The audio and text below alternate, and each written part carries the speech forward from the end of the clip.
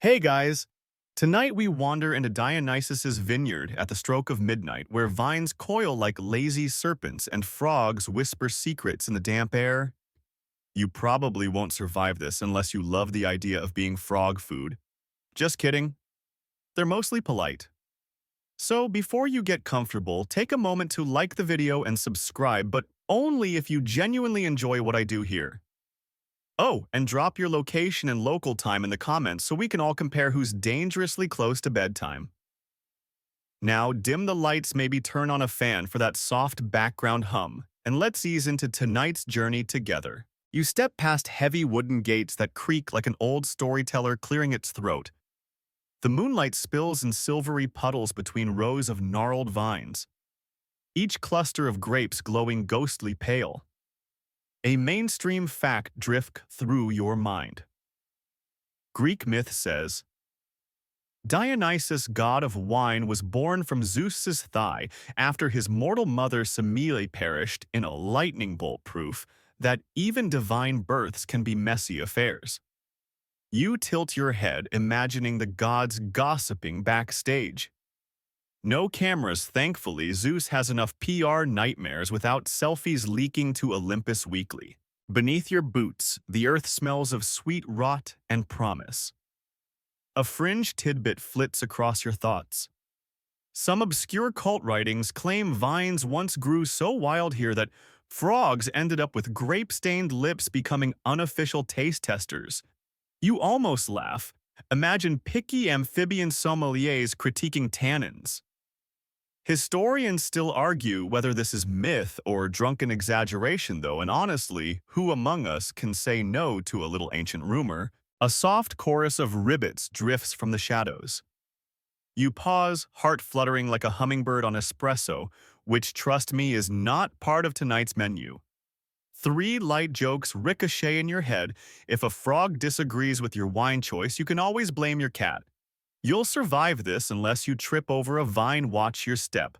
And don't worry, no grapes were harmed during the making of this video.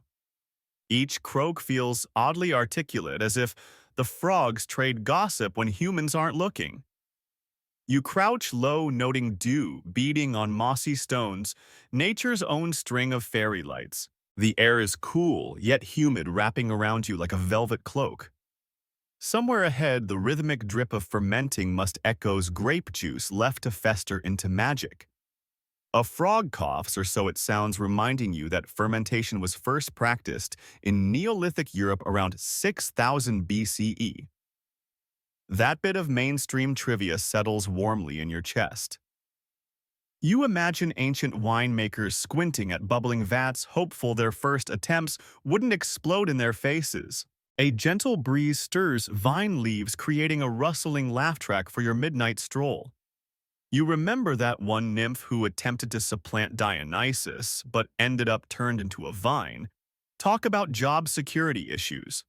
Historians still argue whether that tale emerged as cautionary folklore or was simply a wine seller's marketing ploy.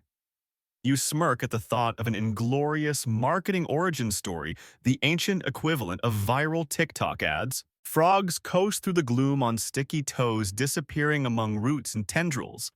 Their chorus swells an aquatic choir, tuning up for a concert that's definitely not on Ticketmaster. You reach out, fingertips brushing cool leaves. A drop of moisture plops onto your wrist like an audience member heckling you with water.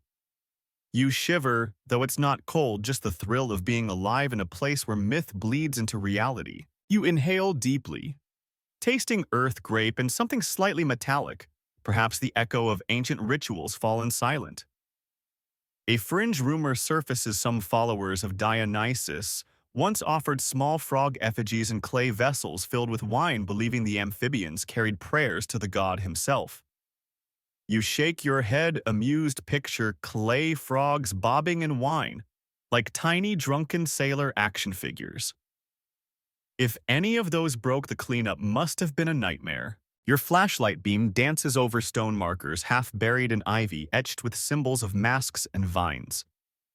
These remind you of the Dionysian cult's theater origins festivals in his honor, likely birthed Greek drama as we know it. That's another mainstream gem. The city Dionysia in Athens during the 6th century BCE became the springboard for tragedies and comedies. You sniff the air, no tragedies tonight. Hopefully just gentle ASMR ribbits.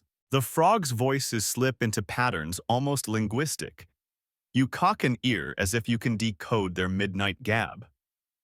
Historians still argue whether these gatherings were spontaneous or orchestrated by priests guiding the croaks like conductors. You press onward, grin spreading over your face at the thought of priestly maestros waving toads like batons.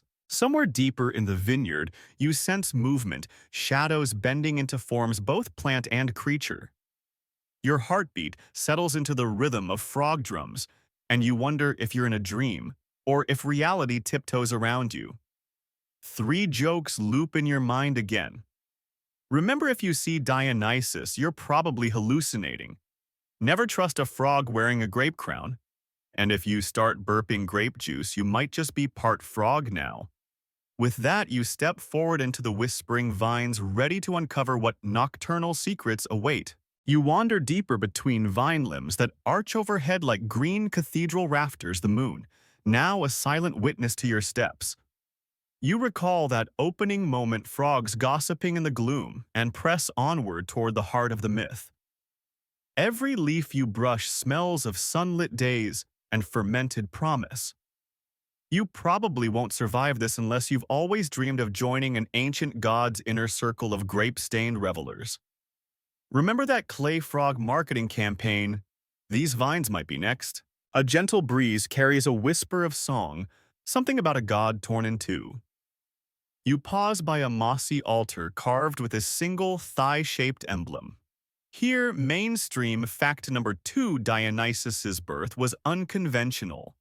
Even by Olympian standards, Zeus sewed the already mortal infant into his thigh to gestate after Semele perished, making him twice born.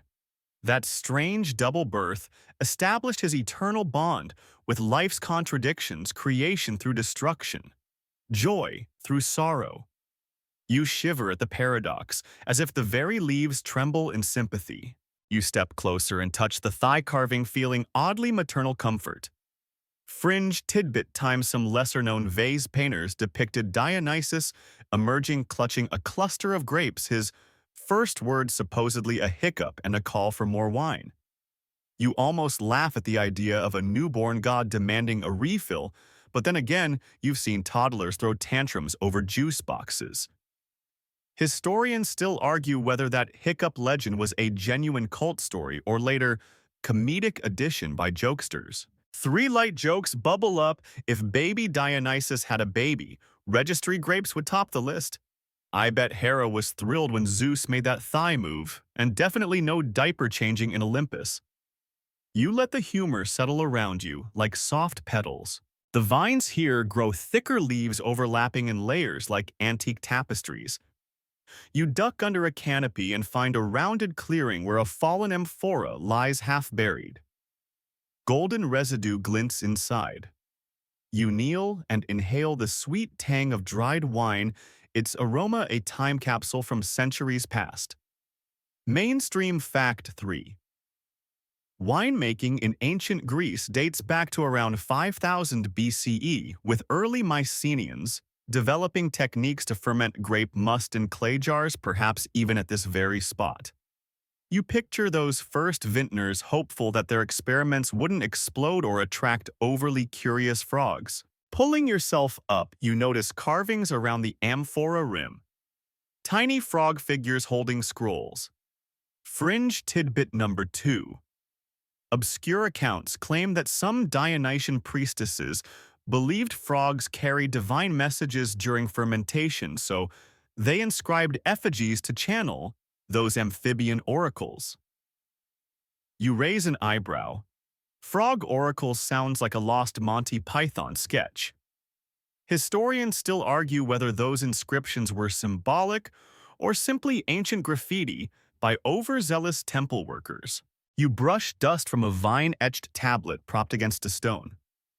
The symbols tell of Semele's jealous sisters, tricked by Hera into demanding Zeus reveal his divine form. A mainstream fact flits through your mind when Zeus appeared in all his glory, his radiance incinerated, Semele. Thus Semile's tragic end birthed the god of intoxication. You exhale, feeling the weight of that sacrifice settle in your chest. A soft chorus of rivets drifts back into focus. Your frog friends have clearly been taking notes. You recall Section 1's croaks as rehearsals for tonight's performance. You kneel to inspect muddy tracks and find tiny footprints hugging the amphora's edge. Fringe Tidbit 3 playwrights in classical Athens sometimes staged frog choruses, the batrachomyomachia in comedies mocking epic battle scenes. You grin, imagine ancient audiences chanting rivets while sipping wine. Historians still argue whether these frog choruses influenced genuine religious rites or were mere theatrical parody. Your footsteps lead you onward, and you trace a line of crushed grapes glinting under the moon. The juice stains your boots, an unexpected kiss of sweetness. 3 more jokes tickle your mind. Grape juice stains never come out in the wash. At least you know you're on the right path. And if frogs critique this vintage, you'll be sure to ask for their Yelp reviews. The humor anchors you to the moment even as legend surrounds you. Ahead, you spy a circle of vine-woven chairs around a low stone table. No humans, just empty seats waiting for guests of honor. You slide onto one of the vines curling around your shoulders like a leafy shawl. On the table sits a single metal cup tarnished by age. You lift it and peer inside. Moonlight sparkles off upon stale residue. You tip the cup and catch a drop on your tongue. The flavor is dank and bracing like earth on a warm breeze. This is no ordinary wine, it tastes of mythology itself. Mainstream Fact 4. Archaeological digs in southern Greece have uncovered similar cups in temple precincts dating to the 4th century BCE, suggesting ritual libations were commonplace. You feel connected to those ancient echoes of their laughter and sorrow lingering in the tannin. Fringe Tidbit 4. One vase fragment shows frogs dancing in togas, raising cups in toast to Dionysus. Scholars still debate whether that scene was satire or sincere tribute. You sip again, feeling a gentle warmth creep through your veins. The air grows still except for the distant frog chorus, now punctuated by intermittent croak sighs, as if the amphibians are pondering tonight's sermon. You settle into the vine chair listening. Something in the hush feels like a question, but it isn't loud enough for mortal ears alone. You lean forward, ready to learn Dionysus's next secret. You press onward into the vineyard's humid heart, the canopy thickening until daylight feels like a distant memory. Your boots sink into the damp earth, sending up a richer, muskier scent than before, like the breath of a half-forgotten forest floor. You probably won't survive this unless you've got a taste for squishy surprises underfoot. Remember to watch your step. You don't want to start an accidental frog stampede. All around you, frogs gather in clusters at the base of twisted roots, their glossy skins reflecting the moonlight in jade and onyx gleams. The air hums with their low-frequency chorus, as if they're plotting a midnight revolution. You crouch beside a gnarled root, brushing away decaying leaves to reveal a throng of bulbous eyes staring back. 3 light jokes pop into your mind. If these frogs form a flash mob, your camera phone will finally have something viral to capture. Wearing waterproof boots is suddenly the smartest life choice you've made. And if one frog offers you a grape, maybe say yes when in Rome, or in Dionysus's swamp. The damp soil squishes between your toes, just kidding. You're wearing shoes, but the sensation seems so vivid you almost giggle. A mainstream fact shimmers to the surface. Amphibians first emerged around 370 million years ago in the late Devonian, making frogs some of Earth's original land travelers. You imagine ancient frogs hobbling onto shores long before grapes even dared to grow, pioneering muddy paths that vines would later claim. You breathe deeply, tasting green water and primordial earth in each inhale. Tracing the roots, you notice faint cropping where frogs once lodged themselves, pressing their bellies against the nutrient-rich soil. Fringe tidbit. Some esoteric manuscripts suggest that ancient Dionysian priests collected frog spawn from these roots to stir into early wine batches, believing the gelatinous beads imbued the drink with vitality. You wrinkle your nose, glad you missed the tasting menu for that particular vintage. Historians still argue whether this practice was genuine or simply a tasteless rumor dreamed up by rival cults. You slide your hand along a root, feeling its cool, smooth bark. Moisture beads on its surface, dripping onto your palm. The drip echoes in the silence, each plop a timed metronome for the frog's ongoing symphony. You swivel your head at the sound, half expecting a conductor's baton. Three jokes emerge. Imagine the frogs charging you for front row seats. If you tweet frog karaoke, I guarantee that's trending. And in case of emergency, just hop like a frog and blend right in. The cluster shifts as a larger frog squeezes through, landing with a soft thud that sends ripples through the gathering. You watch its spine ripple beneath slimy skin, a living echo of muscle and purpose. Mainstream fact 2. Most frog species possess a remarkable sticky toe pad that secretes a mucus adhesive, allowing them to climb vertical surfaces. You visualize that membrane gliding over every leaf and vine, nature's own suction tool. It's enough to make you wonder what else lurks overhead, ready to descend on you. A faint scrawl catches your eye, carved into the root's base, a tiny symbol resembling a frog holding a chalice. You crouch closer. Fringe tidbit 2 rumor has it that cult scribes once marked preferred gathering spots by scratching such symbols, guiding initiates to frog-infested sanctuaries for secret rituals. You smirk, scratch, and sniff. Vineyard tours must have been all the rage back then. Historians still argue whether these carvings were ritual markers or simply ancient graffiti left by overzealous apprentices. You shift your weight and get a mouthful of earthy fragrance, wet leaves, tangled roots, and something floral like crushed jasmine. Three jokes spring forth. If woodland aromatherapy ever took off, this would be the signature blend. Someone needs to bottle frog root mist ASAP. And at least you can't say you've never smelled something unique in your life. The laughter tugs at the edges of your consciousness, softening the tension. Leaning forward, you peer into a small hollow where roots converge, revealing a pooling of water tinted pale green. Frogs cluster at its rim, sipping silently like solemn monks. You kneel, cupping the cool liquid in your hand and letting it trickle onto your tongue. It tastes faintly of minerals and moonlight, clean yet strangely alive. Mainstream fact 3.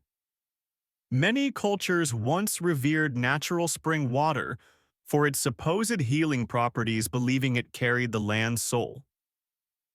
Here, the frogs seem its guardians, vigilant in their silent watch. As you stand, you brush mud from your jeans and note tiny amphibian footprints dotting the trail behind you. Fringe tidbit 3. Some fringe theories propose that frog tracks form the earliest form of secret communication among cult members. A living breadcrumb trail. You stifle a laugh. Imagine dusty sandals reading like secret code. Historians still argue whether these tracks were deliberate signs or merely the chaotic aftermath of an overpopulated frog colony. The deeper you go, the dampness intensifies, and your clothes cling to your skin in a gentle, clammy embrace. You scrap a bit of mud from a root.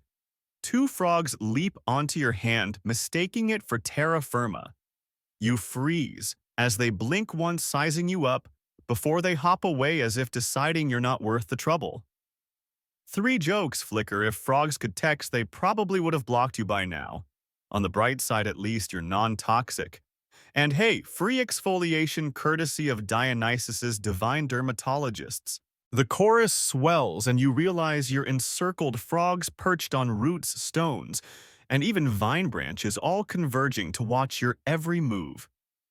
Their eyes catch the moon in bright pinpoints, as if they're observing a makeshift cinema.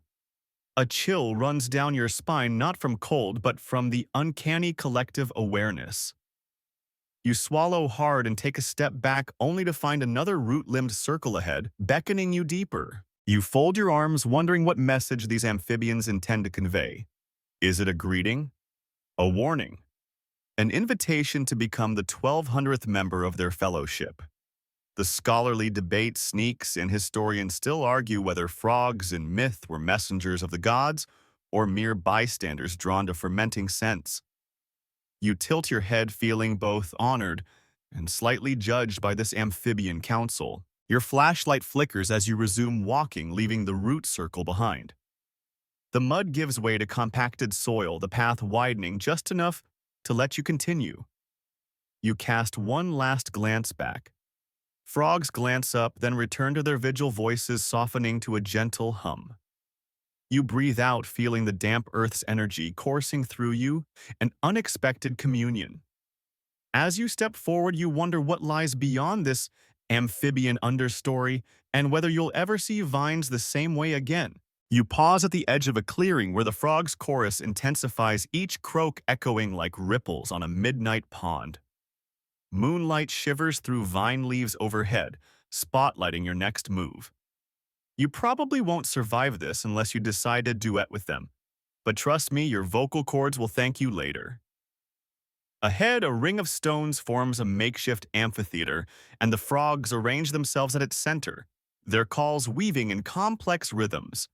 It's time to decipher their whispers. Leaning forward on one knee, you tilt your head like a curious detective.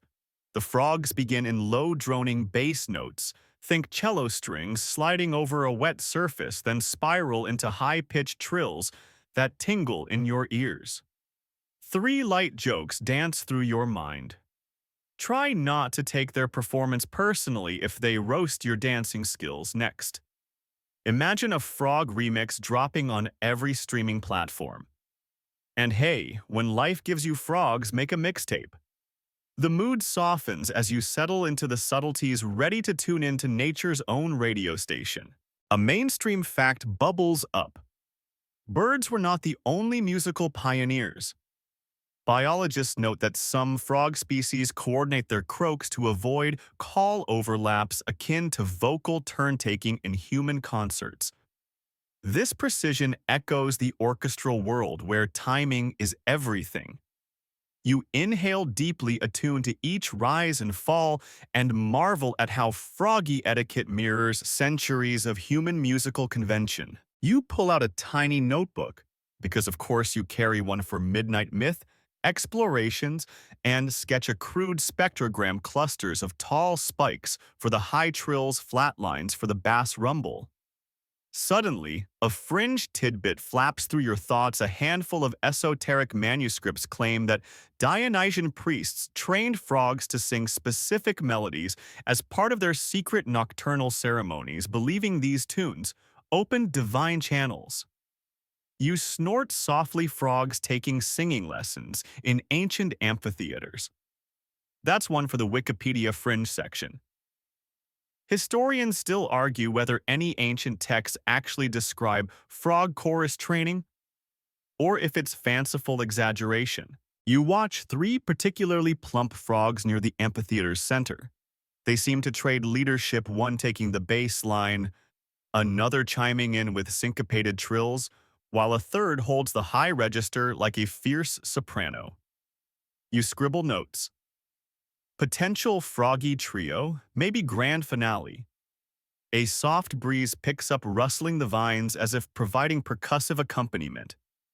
You lean back, letting the fungal scent of damp wood wash over you, grounding you in the moment. Amid the rhythm, you catch a pattern, a sequence of 3 deep croaks, then 2 quick chirps followed by a single sustained trill.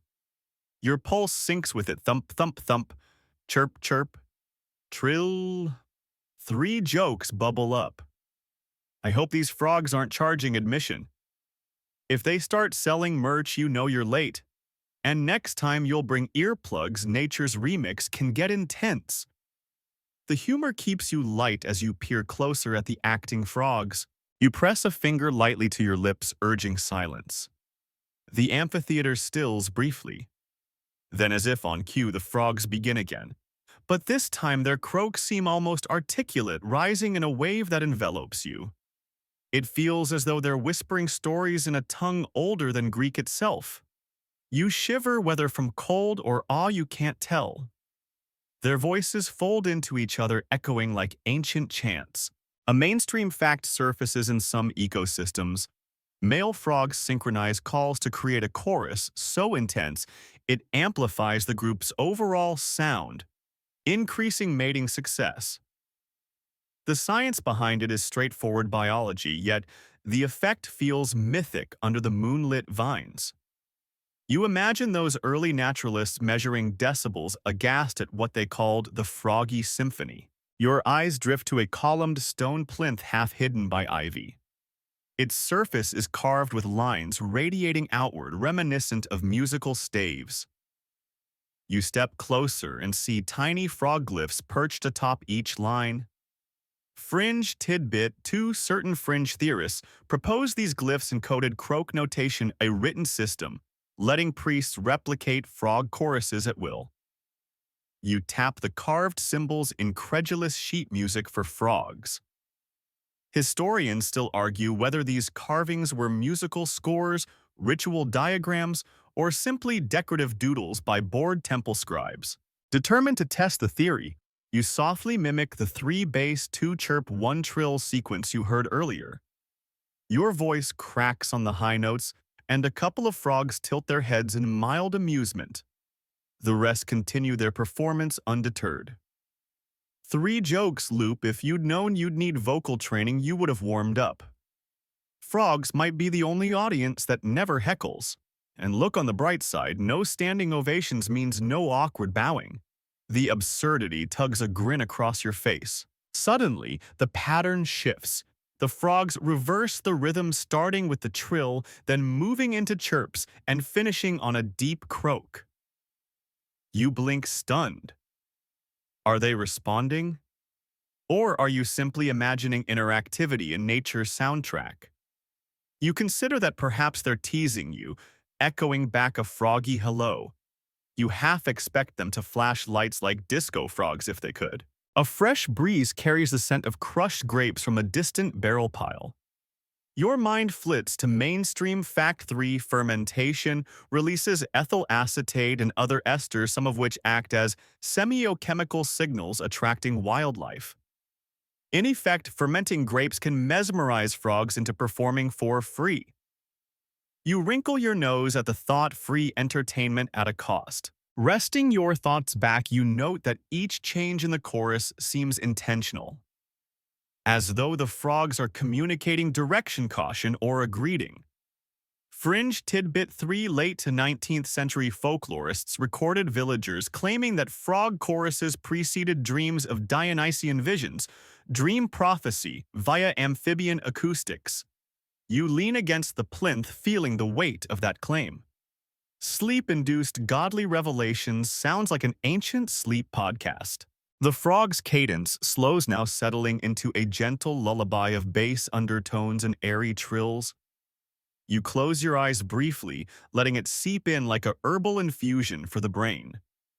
3 light jokes drift in: must be frog bedtime soon. Wonder if they tuck themselves under leaves. And if they had YouTube, you'd subscribe. The lull depthens, cocooning you in soft sound waves. When you open your eyes, the amphitheater is empty. Frogs have melted away into the undergrowth, leaving behind only the carved glyphs and the echo of their song. Your heartbeat returns to normal as the final trill fades. Silence blankets the clearing, broken only by a distant rustle of vines. You lean down to inspect the ground, finding tiny imprints of webbed feet pressed into the soft soil, arranged in concentric circles. You trace one with a fingertip and feel a faint hum beneath your skin. Scholars still argue whether such patterns were natural or the result of deliberate frog choreography for clandestine rites. You pocket a small pebble bearing a faint frog print proof. Perhaps that you were part of something extraordinary tonight. Stepping away from the amphitheater, you look back once more. Moonlight pools on the glyph-carved plinth, as if spotlighting it for a lingering finale. You inhale the cool night air, tasting feral freedom and nocturnal intrigue. Ahead, the vine tunnel beckons you onward, promising more secrets and whispers. With a final glance at the silent stage, you rise and continue down the leaf-strewn path, eager for your next encounter with Dionysus's amphibian chorus. The frogs may have paused, but their message lingers, an invitation to listen deeper, to hear what lies beneath the surface of myth itself. You step through a narrow arch of entwined vines, the air thickening with the scent of ripening grapes and damp stone. You probably won't survive this unless you're ready to become part of Dionysus's next fringe cult brochure. Ahead, the path widens around an ancient stone basin filled with murky water, its surface mottled with floating vine leaves and curious frog spawn clusters. This is where symbolism seeps through reality. A mainstream fact settles in your thoughts in many cultures. Frogs symbolize fertility and transformation, their life cycle embodying nature's most fundamental metamorphosis. You lean over the basin and peer into the ripples, imagining each tadpole inching toward its destiny. The moon's reflection fractures as a tadpole breaks the surface, its tiny form shimmering like a microcosm of life itself. Fringe tidbit.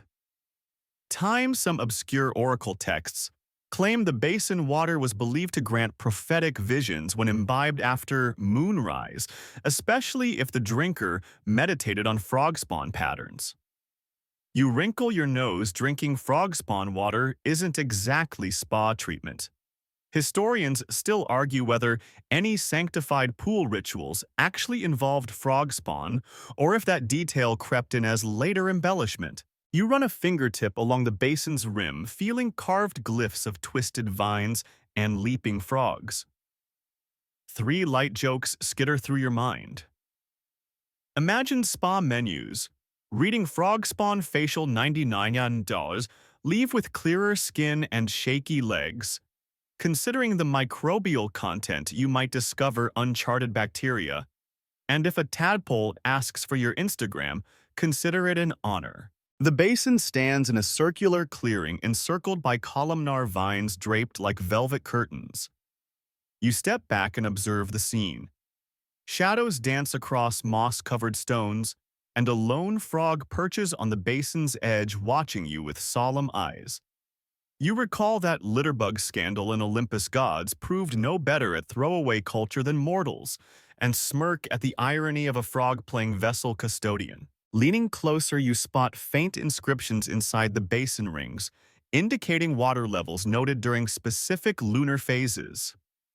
Mainstream fact 2: ancient Greeks tracked lunar influence on tides and agriculture meticulously. Moon cycles guided planting, harvesting, and apparently ritual offerings.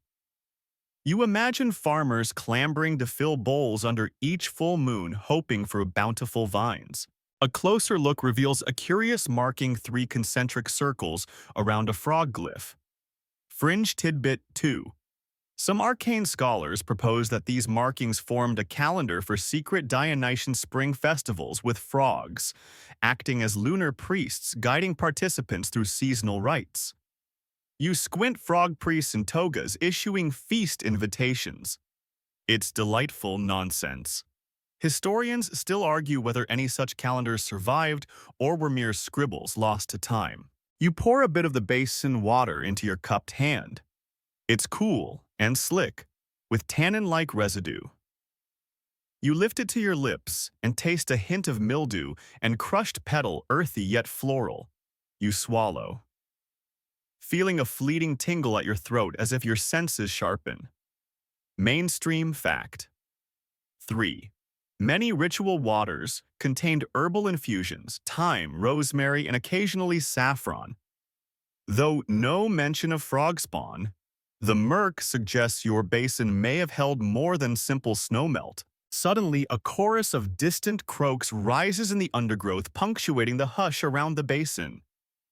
You lift your head to see a ring of frogs forming around you once more, their bulbous eyes glinting with uncanny intelligence. You're the show now. Center stage in an amphitheater of amphibians. Three jokes echo in your mind. Remember, frogs don't accept applause, only flies. If you bow, they might ribbit in response.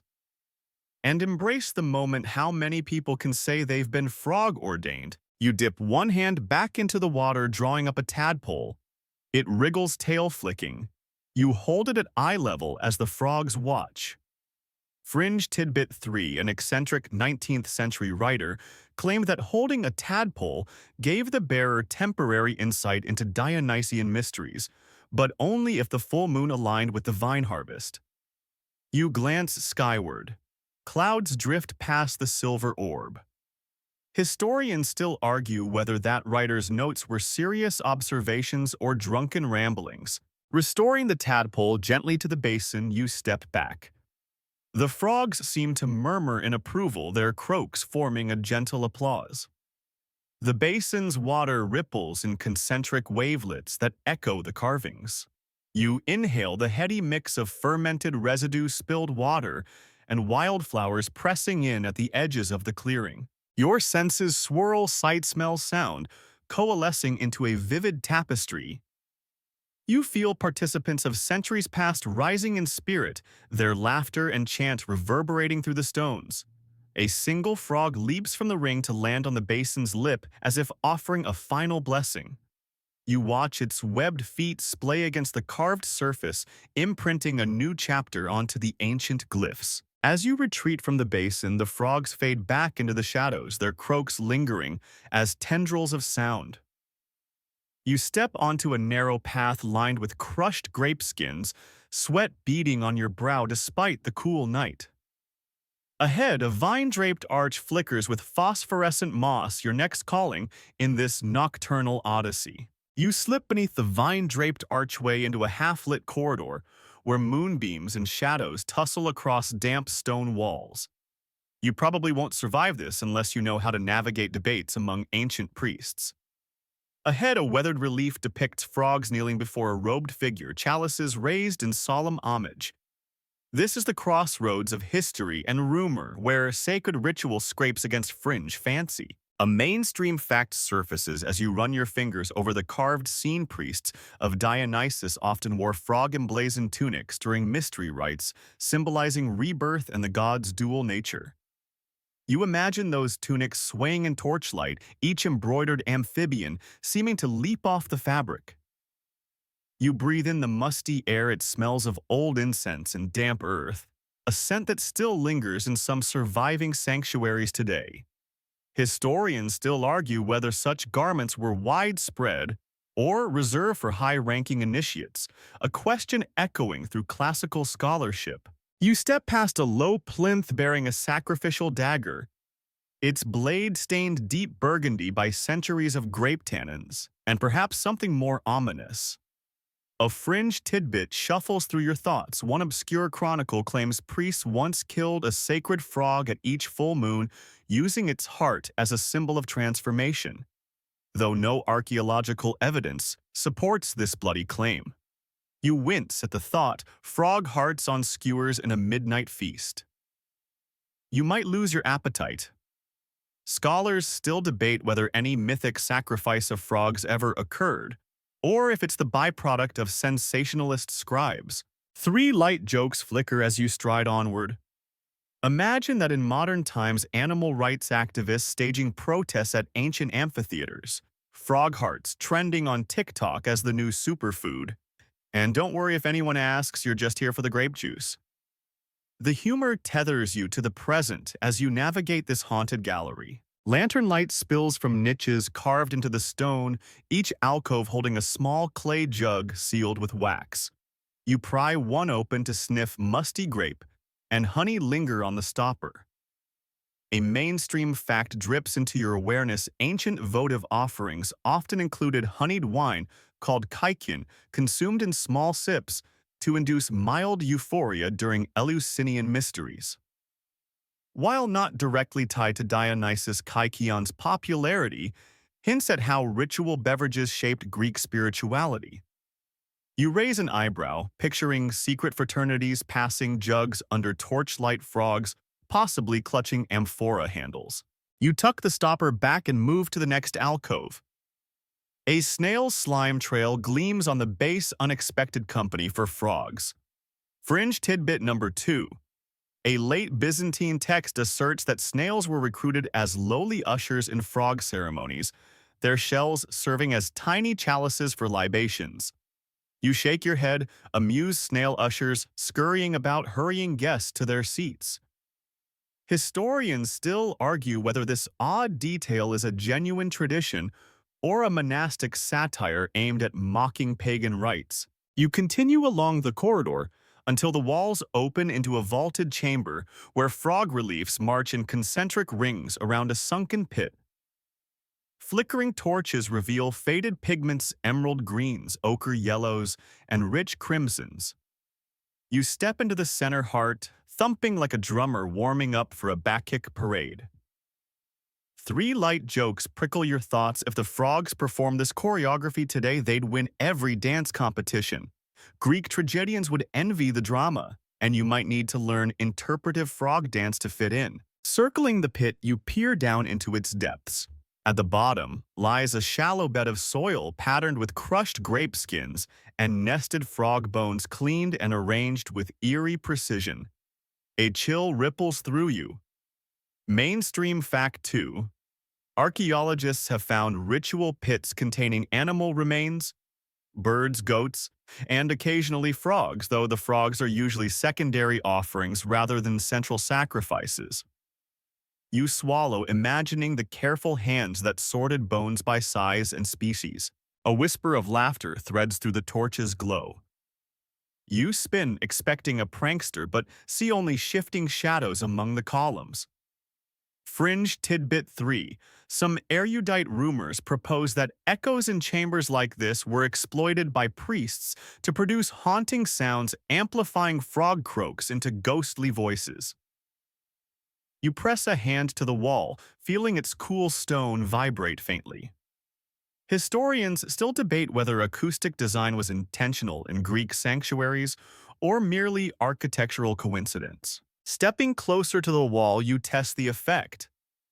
You croak softly, ribbit, ribbit, and the sound reverberates, stretching into a low moan that seems to come from all directions.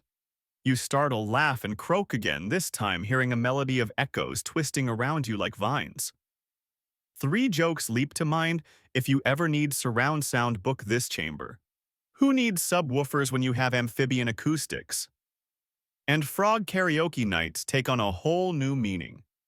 The laughter eases your nerves. Your eyes adjust as the torchlight wanes, focusing on a narrow stair cut into the far wall. Vines dangle like chandelier tassels, guiding you downward.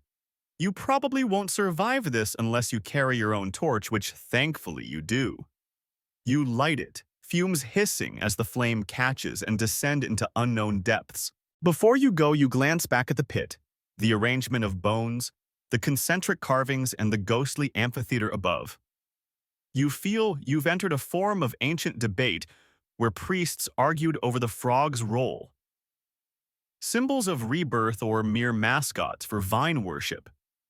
Historians still argue whether frogs were integral to Dionysian mystery cults or simply ambient wildlife drawn to the revelry.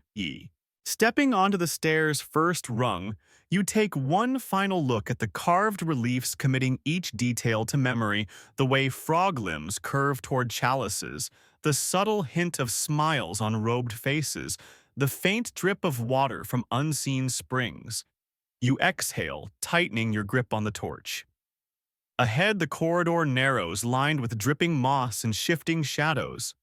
A low croak greets you, as if wishing you safe passage or warning you away. You plant your foot on the next step, torchlight flickering across vine etchings, and step down into the darkness.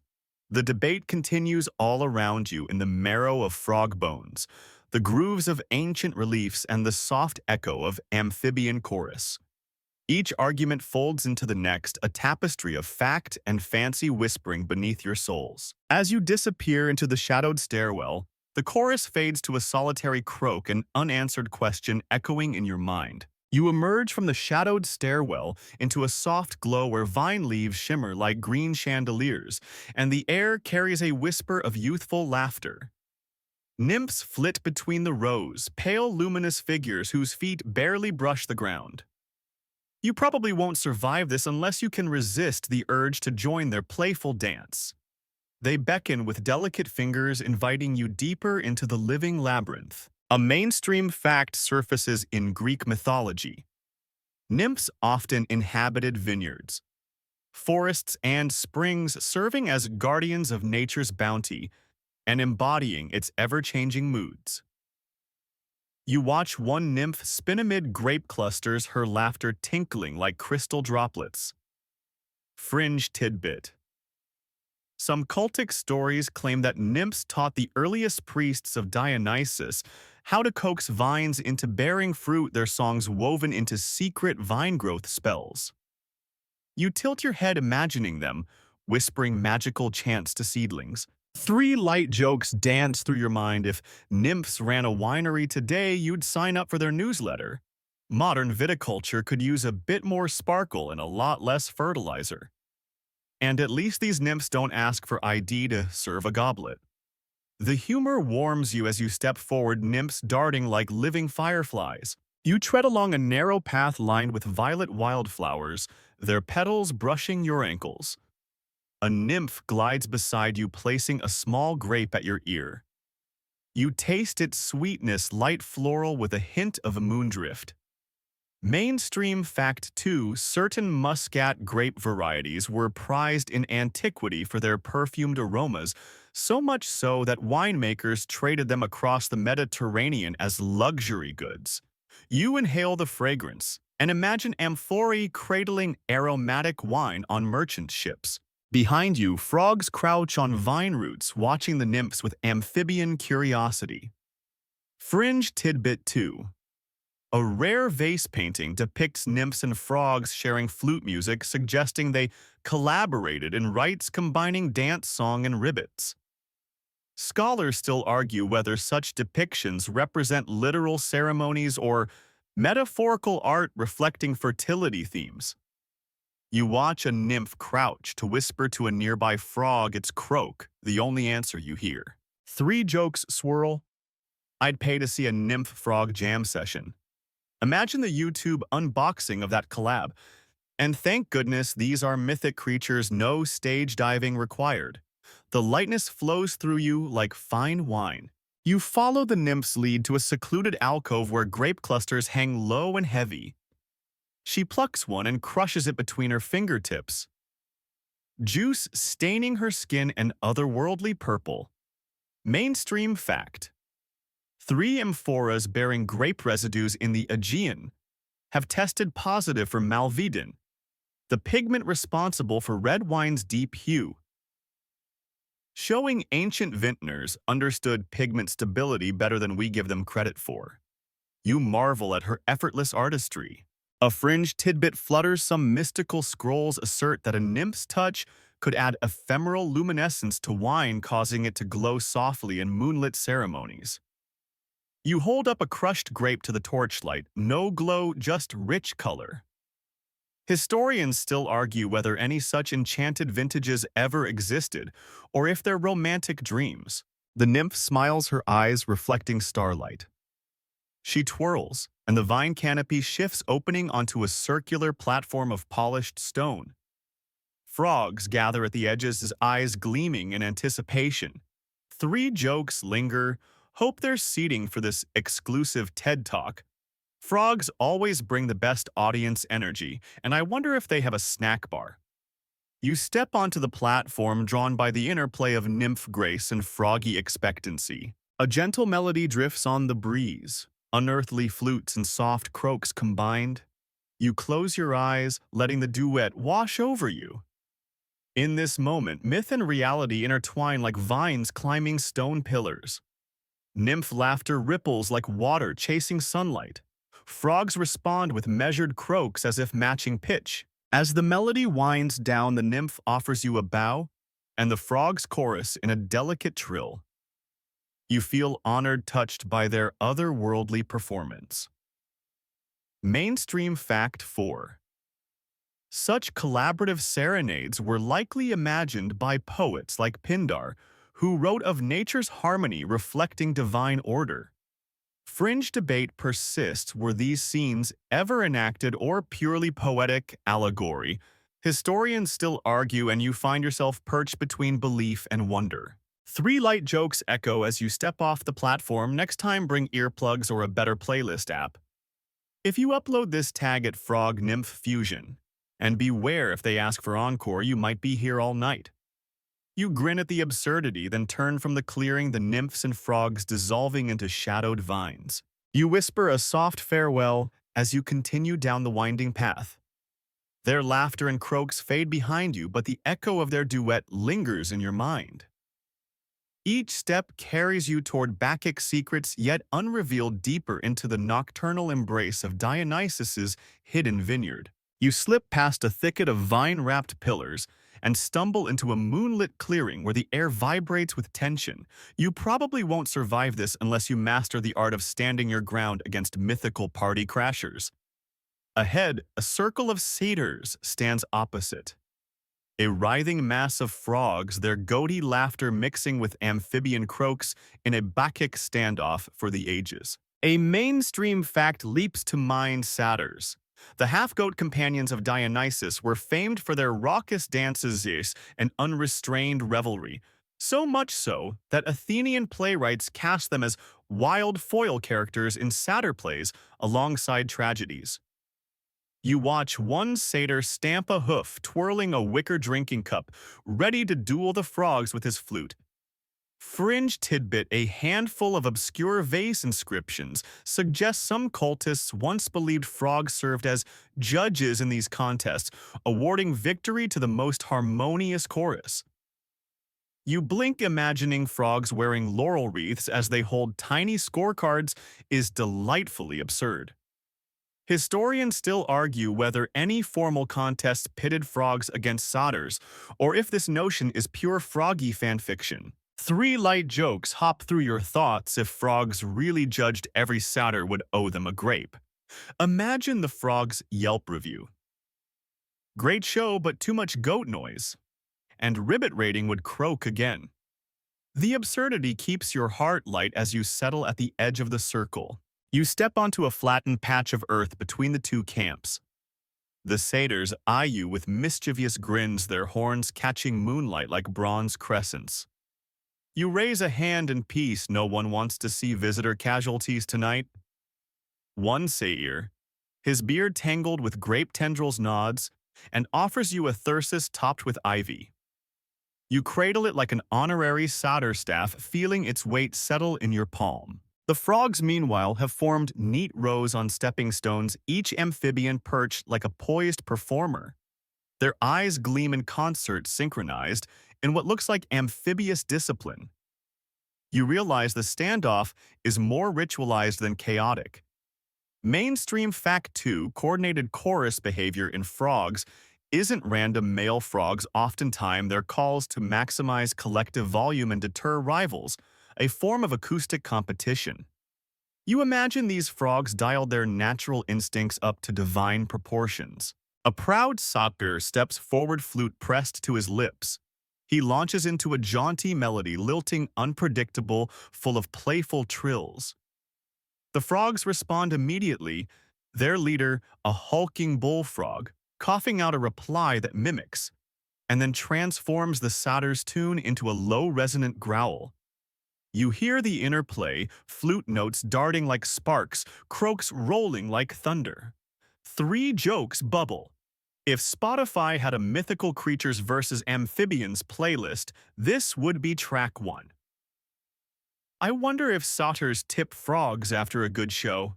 And don't try this at home unless you have a spare vineyard. You crouch low, feeling the earth pulse beneath your knees as amphorae fragments crunch underfoot. A fringe tidbit surfaces.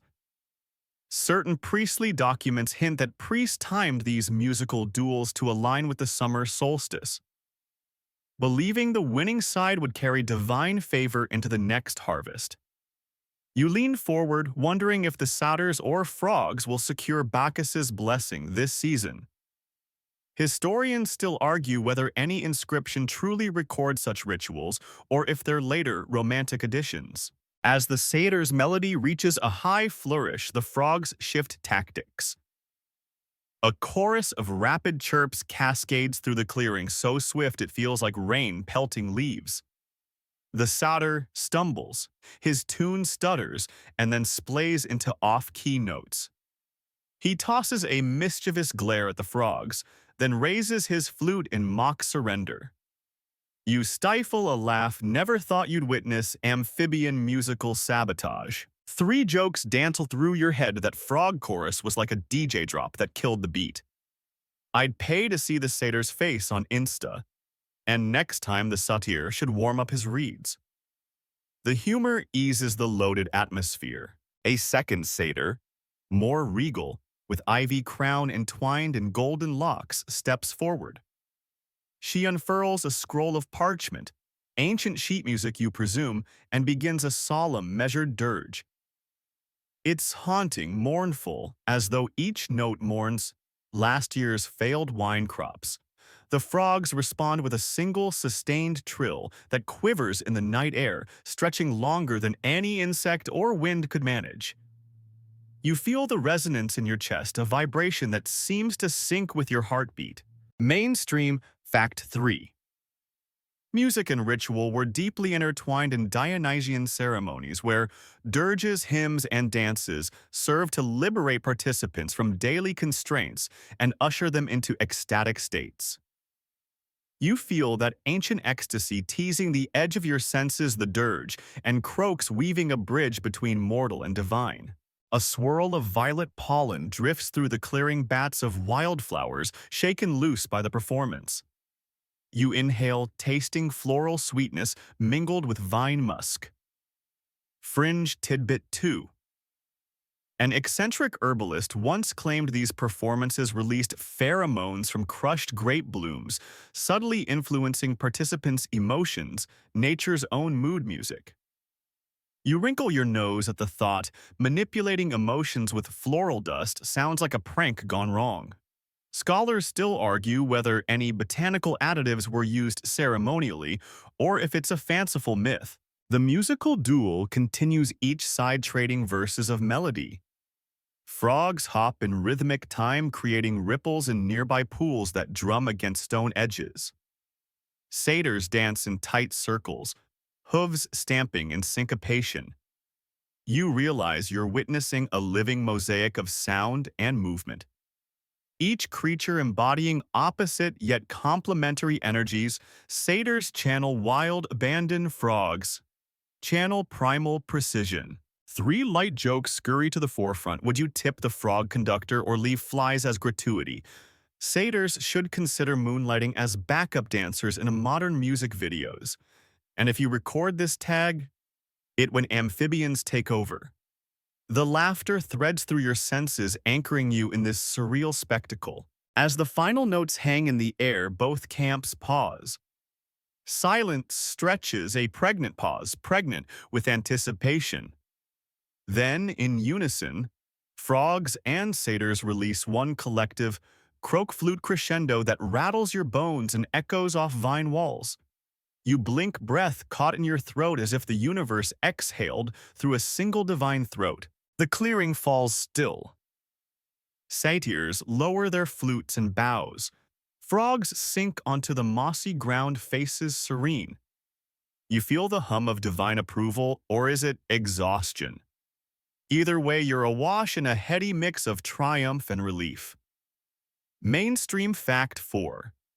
Scholars note that communal catharsis through shared music is a timeless human impulse replicated here in mythic form with animal chorus.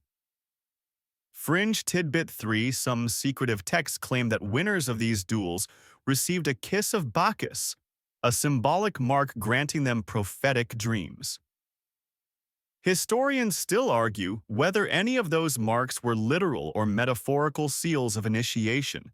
You step into the center, gathering the applause of both camps as best as a lone mortal can. Satyrs raise their horns in salute. Frogs nod in amphibian acknowledgement. You bow deeply, heart thrumming like a lyre string. Three final jokes leap. Your standing ovation might need amphibian rescoring. Please hold your flies until after the show. And if you liked this, frogs are available for private events. As the satyrs and frogs disperse, the clearing dims to a gentle glow. You pocket the thyrsus and tuck your notebook away. The path ahead forks. One way leads to vine-covered ruins, the other toward a softly lit grove where fermentation barrels await. You take a breath, smile, and choose your next step. Moonlight glints off departing frogbacks and satyr flanks, each silhouette reminding you of the alliance forged tonight between wild revelers and humble amphibians. You walk onward, humming a half-forgotten tune, eager to see what Bacchic's secret unfolds next in these whispering vines. You follow the forked path under a shattered marble arch, the moonlight glinting off fallen amphora fragments scattered like ancient breadcrumbs. You probably won't survive this unless you keep your wits sharp and your sense of wonder sharper. Ahead, a low-slung wooden rack holds rows of sealed barrels, their staves bound by rust-black metal hoops. The scent of aged wine drifts from seep chalk cracks, beckoning you into Dionysus's inner sanctum of fermentation. A mainstream fact surfaces: the Greeks perfected barrel aging by the Hellenistic period, using oak and pine casks to mellow their wines, an innovation that would influence vintners for millennia.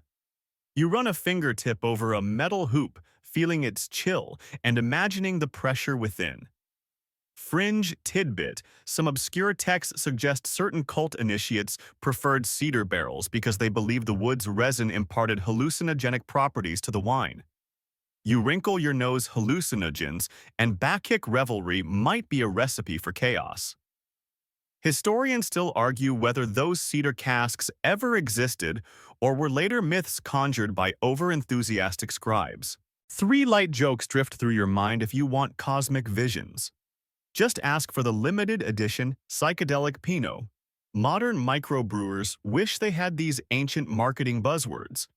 And I'd prefer my hallucinations without wriggling tadpoles. The humor grounds you amid the heady atmosphere. You kneel before the rack to examine the lowest barrel, its bunghole sealed with clay. Carefully, you brush away dust and tap lightly. The hollow thunk resonates deep in your chest. A chorus of distant croaks echoes back as if the frogs monitor quality control. You stand and retrieve your flask, leaning close to sniff the barrel's whisper of musk-sweet grape old earth, a hint of spice. Mainstream. Fact 2: Chirosophon. An early Greek wine siphon was used to decant wine without disturbing sediment, preserving clarity. You imagine first-century vintners leaning over barrels, drawing off liquid like medical phlebotomists. You lift your flask under the bung, giving a gentle puff, until a thin stream of liquid trickles in its color, a rich garnet under moonlight. Fringe tidbit 2. One rarely cited cultic recipe calls for adding crushed frog legs, dried and powdered, to the must, believing it coaxed visions of Dionysian ecstasy. You close your eyes at the thought frog-flavored wine would be memorable. Historians still argue whether any recipe manuscripts mention such exotic additives or if it's pure alchemical fantasy. Three jokes bubble: imagine a frog's breath Bordeaux on sommelier Hall of Fame lists. I'd pair it with flies, and sommelier circles would have crazy tasting notes. You sip the wine from your flask, feeling warmth flood your chest like sunrise. The flavor is complex, tart berry honeyed sweetness, a smoky undercurrent that tastes like embers from a campfire. Your vision softens as the wine sluices through your veins. You lean back against the barrelhead, lolling, senses heightened. Trees sway in exaggerated slow motion, vine leaves glimmer like spun silver. A chorus of frogs begins again, this time closer, as if drawn by your shared libation. You tilt your head, noticing their shapes darting among barrel staves. A mainstream fact. 3 tickles your mind. Ethanol affects amphibian neurons differently. sometimes drawing them into closer proximity, a possible reason frogs gather near fermentation sites. You grin at the thought, no wonder Dionysian vineyards hosted amphibian audiences. Fringe Tidbit 3. Some alchemical pamphlets claim that pairing frog calls with aged wine ceremonies heightened ritual potency, binding listener and drink. Historians still argue whether any rites explicitly combined frogs and barrel samplings, or if they're romantic reconstructions by modern enthusiasts. 3 light jokes ripple through: if barrel samplings were frog and barrel festivals, I'd buy tickets. Always bring emergency palate cleansers. And remember, spilled wine attracts more frogs. The jokes settle your mind as the wine's warmth deepens into a pleasant haze. You rise heedful of wobbly legs and step deeper into the barrel grove. Lantern shadows flicker across rounded staves, revealing hand-carved symbols, grapes vines, and tiny frog silhouettes along each seam. You trace one groove with a fingertip, feeling the artisan's intent. A soft breeze stirs the barrels, creating a rhythmic pulse, barrel-on-barrel tapping like distant drums. Ahead, you glimpse a gap between 2 barrels wide enough to slip through. Beyond it lies a low table heaped with emptied amphora shards and a wooden ladle dripping with ruby droplets. You slip through and approach the ladle, cupping it to catch the last drips. The wine tastes sharper here, an edge of earth and something indefinably wild. You close your eyes and savor. A chorus of croaks crescendos behind you, and you turn to see frogs sliding along barrel hoops, forming an archway. They beckon you forward. 3 final jokes drift: who knew amphibians made the best sommeliers? Watch your step, no frog toe wine tasting. And never trust a frog with your vintage secrets. You step under the living barrel arch flute of night air, filling your lungs as the frogs guide you toward Dionysus's final vineyard mystery. You follow the frog-arched corridor into a grove where moonlight pools on a circle of weathered stone basins, each brimming with dark red liquid that glistens like spilled rubies. You probably won't survive this unless you're ready to partake in the most obscure vineyard rites ever dreamed up by ramshackle cult scribes. Ahead, priests in leaf-woven garlands hover by the basins, ladles in hand, poised to pour midnight libations for Dionysus himself. A mainstream fact surfaces as you step closer. Libations, ritual pourings of wine, were central to Greek religious practice offered to gods in thanks or supplication. Usually they poured into the earth or over altar stones. Rarely did they invite amphibian hosts into the ceremony. You watch the priests tilt their ladles, letting wine spill in gentle arcs into the bowls of clustered frogs below. Fringe tidbit. One dusty papyrus fragment speaks of a sect that believed frogs distilled the soul of the grape by sipping libations, directly convinced their croaks carried divine approval back to the god. You arch an eyebrow. Wine-tasting frogs serving as sacrificial tasters. Historians still argue whether any genuine cult ever practiced frog libations, or if it's mere sensationalism born of overheard campfire tales. 3 light jokes swirl through your mind. Hope those frogs have tiny towels for drip cleanup. Imagine adding certified amphibian-approved stickers to your wine labels. And if this goes mainstream, sommeliers will need new certifications. The humor keeps your senses bright as you crouch at the basin's edge, feeling sticky droplets spatter on your arms. You lean in to examine one basin's rim carved with grape clusters and leaping frogs. A priest, his face half hidden by vine leaves, nods solemnly and invites you to taste. You dip a finger into the liquid and let a single drop roll onto your tongue. The flavor is surprisingly fresh, tart grape, balanced by earthy dampness and a whisper of honey. Mainstream fact: 2 early Greek wine often included honey and aromatic herbs to mask off flavors, creating what we might call a version of mead-wine hybrid. You savor that blend, noting a faint herbal undertone that puzzles your palate. Fringe tidbit 2. An esoteric scroll found near Smyrna hints that some initiates added nighttime blooming jasmine petals to the vats just before these frog libations, believing the combined aromas induced prophetic dreams. You sniff the air. There's a ghost of floral sweetness beneath the vinegar tang. Historians still argue whether jasmine indeed featured in any official grape preparations or remains an alchemist's romantic footnote. You rise, flicking residual wine from your fingertips, and step back to observe the frogs. They incline their heads, absorbing the liquid with delicate sips that create tiny ripples across the basin's glassy surface. Each ripple refracts moonlight like a secret signal. You count 3 deep croaks in response, as though the frogs collectively judge the vintage's merit. 3 jokes pop up must be a Michelin guide for amphibians. Hope they give out croak-shaped medals. And if your wine gets panned, at least you can say it failed the frog standard. A priest lowers his ladle and steps aside, revealing an underground channel where excess libations flow. You peer down and see the wine trickle into a mosaic floor depicting Dionysus riding a panther frogs dancing at his heels. Mainstream Fact 3 ancient floors often bore intricate mosaics illustrating myths or daily life scenes commissioned to honor deities and impress worshippers. You imagine priests chanting as they poured wine, each drop a living tribute, passing over divine imagery. A sudden breeze stirs the scene, ruffling vine garlands and rippling the surface of every basin. The frogs respond in unison, a rising chorus that fills the grove like wind through reeds.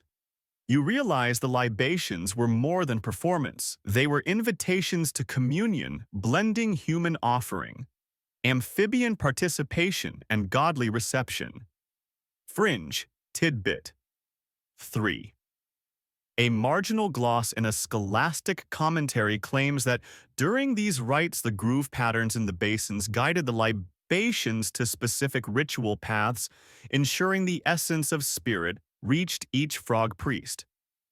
You trace those grooves with your eyes, tiny channels carved with deliberate precision. Historians still argue whether any functional routing existed or if the grooves were purely decorative. You step forward and find a ladle left beside a low stool. Tentatively, you scoop wine from a basin and lift it in silent toast to the frogs. They pause mid-croak, staring at you with bulbous eyes, before resuming their chorus as if granting you permission to proceed. 3 light jokes drift cheers. May your inbox fill with frog emojis. I wonder if frogs have a secret handshake. And no matter what, this will be the most unique happy hour you ever had. The priests begin to chant softly, voices, hushed but resonant. Words in ancient Greek roll over the grove, O Bacchi, bring us the wine of the night. You join in the refrain, your voice echoing among stone and vine. The frogs harmonize, each croak punctuating the syllables, weaving their amphibian timbre into human chant. A shiver runs down your spine as chant and croak fuse into a single tapestry of sound. Mainstream Fact 4 collective ritual chants aim to create unity among participants and invoke divine presence, parallels found in many cultures beyond Greece, from Vedic hymns to Gregorian chants. The effect here is primal and immediate, binding frog priest and pilgrim in shared purpose. You close your eyes, letting the convergence wash through you. When the chant subsides, a hush falls over the grove. Only the faint drip of excess libations echoes in the underground channels. You open your eyes to see the priests raising empty ladles, an invitation to join the final act. You step forward, kneel by a basin, and lift what remains of the sacred vintage to sip once more. The flavor unfolds in your mouth, soft grapes poured over centuries of soil, danced upon by amphibian tongues. You taste time itself, shaped by myth and ritual. As you rise, the priests withdraw into shadowed alcoves, and the frogs slip away into the underbrush, their chorus fading to distant echoes. You stand alone by the basins, the only mortal still savoring the sacred remains. Three closing jokes surface should I Instagram this as Frog Sommelier Night. No VIP seating required for this tasting, and if anyone questions my credentials, I have a frog-approved pour as evidence. Gathering yourself. You trace a finger over the basin's rim, one last time feeling the carvings and grooves. The moonlight catches the residual wine, turning it to liquid garnet. You exhale, tasting old grape on your palate and new wonder in your veins. Ahead, a vine-wreathed doorway looms lit by ghostly phosphorescence, your next invitation deeper into Dionysus's midnight domain. You slip through the glowing phosphorescent doorway into a vaulted grotto where the air is thick with fermenting scents and the soft drip of condensed moisture. You probably won't survive this unless you've packed extra socks for those puddle hops ahead. Ahead, the grotto floor is a mosaic of broken amphora shards set in mortar, each fragment forming delicate patterns of grapevines and frog silhouettes. Underfoot, your boots crunch in time with distant frog croaks, as if the floor itself responds to their call. A mainstream fact surfaces mosaic floors began appearing in Hellenistic Greece around the 3rd century BCE, often depicting mythological scenes or daily life, and required incredible craftsmanship, tesserae laid by hand to create seamless imagery. You gaze down at the floor's artistry, imagining artisans long gone who painstakingly placed each shard. Fringe tidbit. Some rumor-mongering scholars suggest that certain mosaic frogs were placed deliberately to guide secretive initiates through labyrinthine sanctuaries, tiny arrow toads pointing the way. You furrow your brow, frog shibboleths as directional signs. Historians still argue whether these were intentional guides or simple decorative flair. 3 light jokes pop up. Modern interior designers would kill for a floor that doubles as a scavenger hunt. If you lose your way, just follow the nearest frog. And DIY frog mosaics are definitely trending. The humor grounds your steps as you navigate the glittering labyrinth. You pause at a junction marked by a stone column engraved with vine leaves and a single oversized frog crest. Its eyes are inlaid with chipped malachite catching torchlight like sleepy emeralds. You recall Section 6's acoustic experiments and hum a low croak instantly. A soft echo rings through the grotto's domed ceiling. A mainstream fact drifts in domed architecture in Greek sanctuaries, often produced natural amplification allowing quiet voices or instrumentals to carry clearly. You imagine priests whispering secrets that bounced from wall to wall, their words magnified without electricity. Leaning in, you place your ear against the column, listening. You hear more than your own hum. A layered murmur of frog calls, cumulative roars from deeper chambers. You brush dust from the malachite eyes, and the column seems to shift under your touch, no literal movement, but an uncanny sense of awareness, as if it remembers every pilgrim who tapped its surface. Fringe tidbit 2. An eccentric 17th century traveler wrote of a living column in a vine grotto that would guide worthy seekers by emitting faint croaks when touched in the correct pattern. You test the idea, drumming 3 soft taps. Croak, croak, croak. The grotto responds with a sequence, and a hidden door swings ajar in the wall ahead. You grin, heart-thumping frog code actually works. Historians still argue whether that traveler's tale was real exploration or a fanciful allegory of inner awakening. 3 jokes ricochet if you ever need secret passages. Just ask the frogs for the knock-knock routine. Frog-based escape rooms are the next big trend. And don't lose the instruction manual, it's slim on details. You step through the newly opened portal into a tunnel lined with damp bricks and spiraling tendrils of living vine. The tunnel narrows as you move forward, chilled mist rising from shallow streams flanking the path. Every drip echoes like a metronome. You probably won't survive this unless you've memorized frog-friendly Morse code. Ahead, a low barrier of intertwined roots blocks your progress, each root pulsing softly as though alive. You crouch and slip beneath the roots, parting with surprising pliancy and closing silently behind you. On the other side, you enter a circular antechamber where three elongated stone bas-reliefs depict Dionysus Semele and a giant frog. Its tongue extended toward a cluster of grapes. The reliefs are weathered, but the imagery is clear. The frog as intermediary between mortal sacrifice and divine indulgence.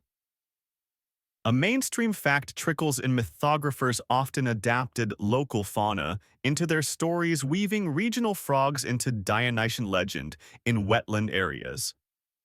You study the scene and sense how local traditions transformed pan-Hellenic myths to reflect nearby ecosystems. A fringe tidbit slides in a rare commentary, and a marginal note by a Byzantine scholar refers to an old cult verse where frog and grape unite truth, reveals its hidden light. You murmur the line aloud. A breeze stirs the vines overhead, lifting tendrils like a curtain unveiling a hidden alcove beyond. Historians still argue whether that verse was liturgical poetry or later romantic interpolation by medieval monks. Three light jokes surface sounds like a tagline for a boutique winery. I'd want the tasting notes on that hidden light vintage. And frog grape fusion beers are definitely off the table. The jokes steady you as you walk toward the alcove. Inside the alcove holds a single weathered barrel surviving intact amid the ruin, its bunghole sealed with a cork of braided vine. You crouch before it, noting faint symbols carved into its wood grapes, frogs and a stylized moon. You tap gently.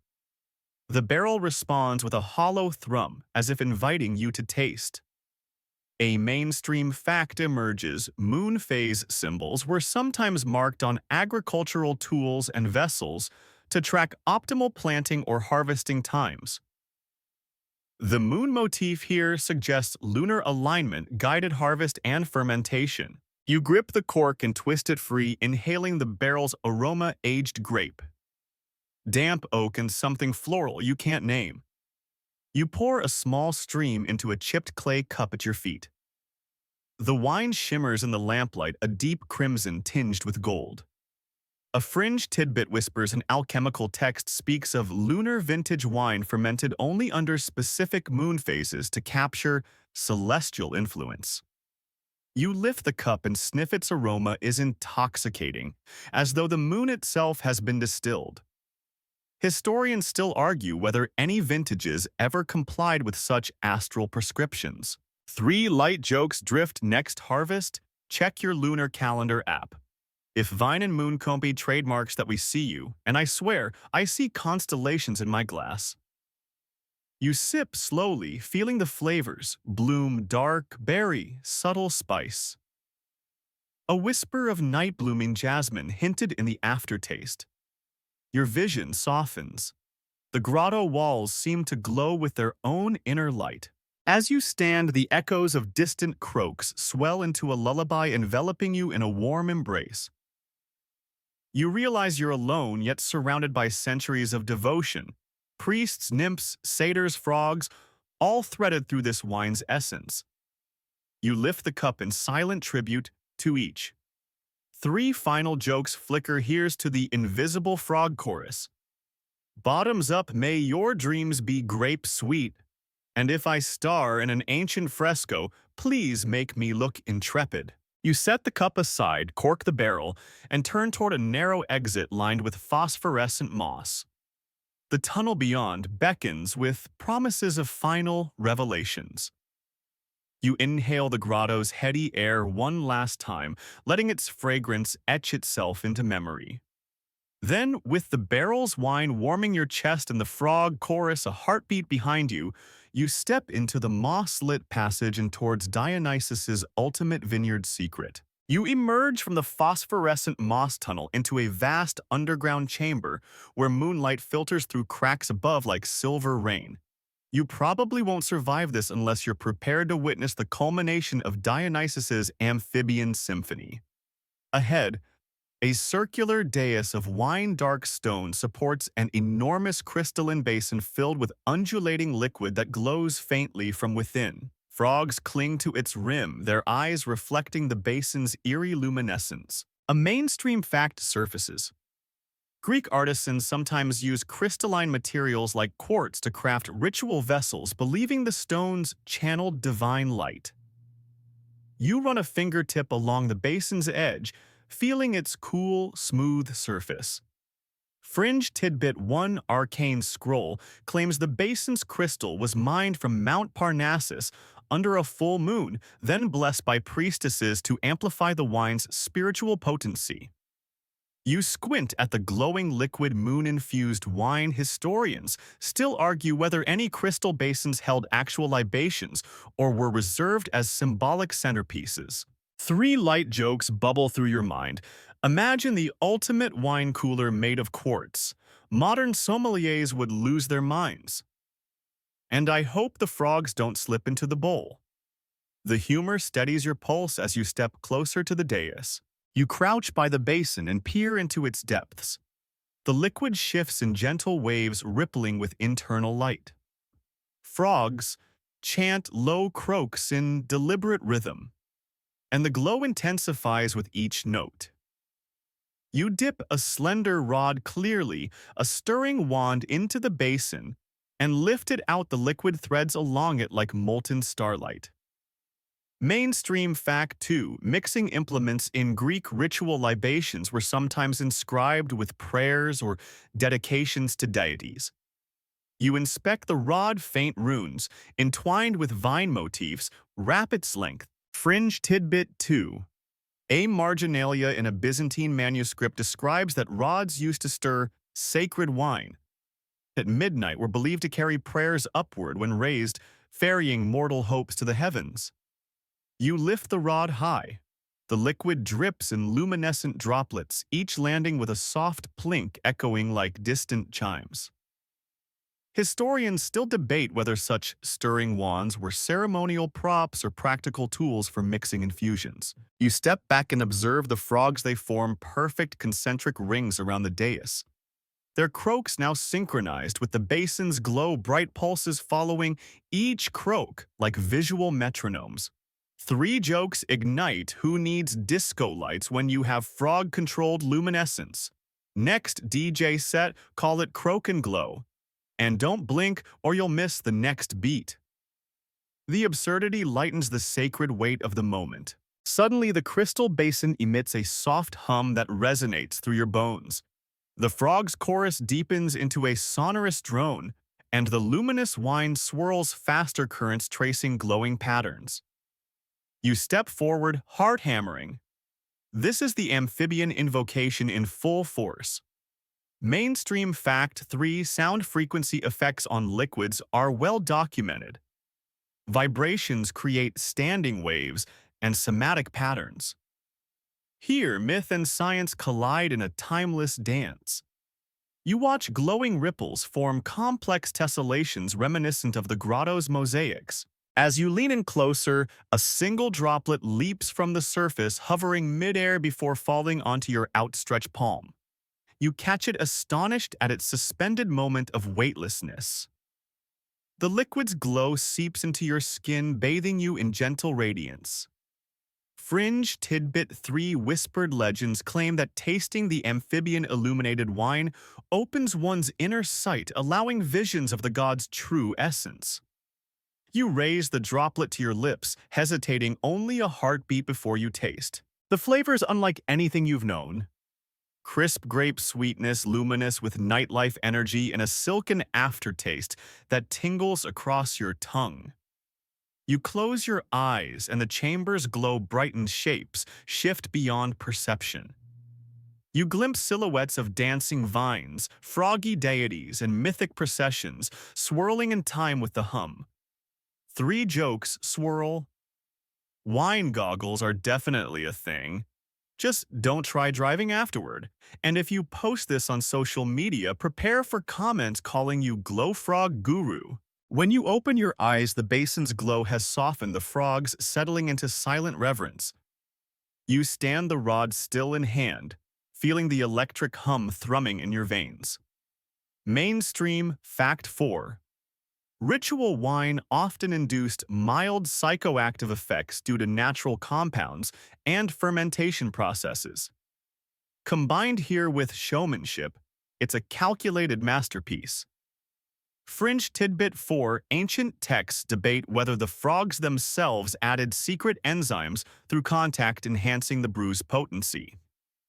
Historians still argue whether those claims hold any biological merit or remain mythic hyperbole. You place the rod gently across the basin's rim and step back, offering the glowing vessel your silent gratitude. The chamber's luminescence dims to a soft glow, and the frogs depart in orderly rows, their eyes glowing like embers in the dim light. You inhale deeply, tasting the crystal air. 3 final jokes flicker. Who knew frogs could double as mood lighting technicians? This might be the ultimate party trick. And honestly, I'm ready for the after party. Ahead, a broad stair of white marble ascends toward a fissure where dawn's first light peeks through. You smile, feeling the tug of waking world calling. With one last look at the crystalline basin, its glow now faint and steady, you begin your climb, prepared to carry Dionysus's amphibian whispers back into the waking realm. You step into a half-collapsed pavilion where moonlight slides through shattered mosaic windows, illuminating droplets on vine-framed columns like liquid stars.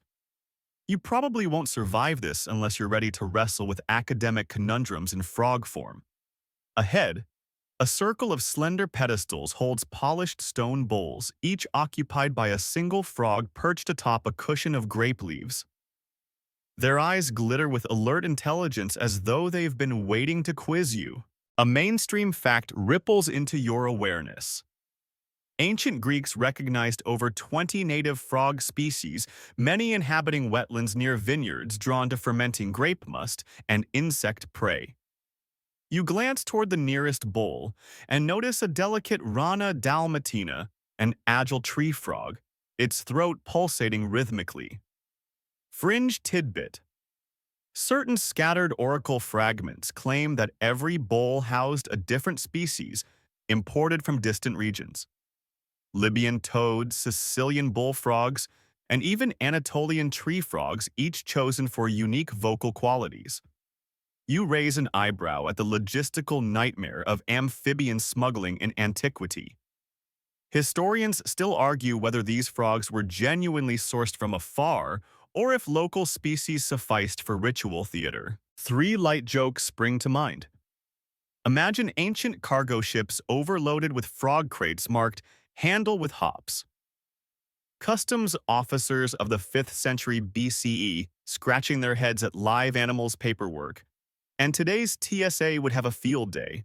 The humor brightens your mood as you step closer to the amphibian jury. You crouch by the first pedestal and watch the tree frog breathe in the cool air. A mainstream fact surfaces: tree frogs produce a wide range of calls, trills, chirps, and even clicks adapted to dense vegetation, making them prized by musicians seeking diverse croak tones. You imagine Dionysian priests training score writers to notate these calls for theatrical performances. Fringe tidbit 2. A single obscure papyrus alludes to summoning chants believed to call frogs from far-off marshes, suggesting a magical component to amphibian arrival. You whisper an imitation croak, ribbit, click, ribby, and a distant frog replies in uncanny mimicry.